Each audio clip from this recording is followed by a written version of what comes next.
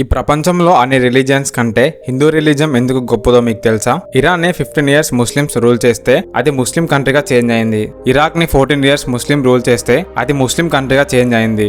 Egypt ని 21 years ముస్లిం rule చేస్తే ఆ కంట్రీ ముస్లిం కంట్రీగా మారింది. యూరోప్ ని 50 ఇయర్స్ క్రిస్టియన్స్ రూల్ చేస్తే అది క్రిస్టియన్ కంట్రీగా చేంజ్ అయింది. కానీ ముస్లిమ్స్ ఇండియాని 800 సంవత్సరాలు రూల్ చేసినా కానీ ఇండియా హిందూ దేశంలానే ఉంది.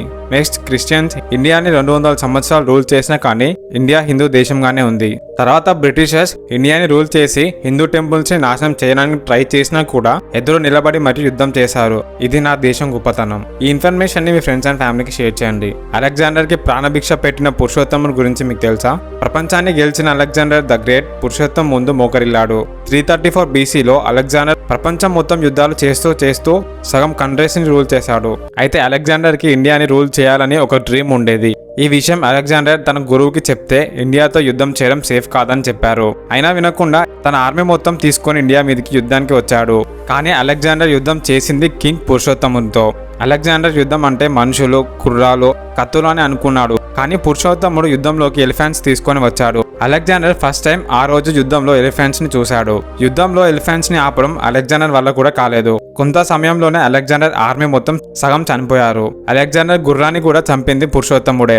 ఇంత భయంకరమైన యుద్ధాన్ని చేసిన అలెగ్జాండర్ పురుషోత్తమునికి లొంగిపోయాడు. కానీ మన బుక్స్ లో అలెగ్జాండర్ గురించి రాశారు, కానీ కింగ్ పురుషోత్తముని గురించి ఎక్కడ రాయలేదు. మన నిద్రే ఫ్యూచర్ లో మనకి హార్ట్ అటాక్ అండ్ క్యాన్సర్ వచ్చే ఛాన్సెస్ ని డిసైడ్ చేస్తుంది. డైలీ 4 hours మాత్రమే పనుకుంటే హార్ట్ అటాక్ ఛాన్స్ 200% ఉంటుంది మరియు క్యాన్సర్ ఛాన్స్ 70% ఉంటుంది. డైలీ 5 hours నిద్రపోతే heart attack chance 100%, cancer chance 40% ఉంటుంది. డైలీ 6 hours మాత్రమే నిద్రపోతే heart attack chance 30%, cancer chances 20% ఉంటుంది.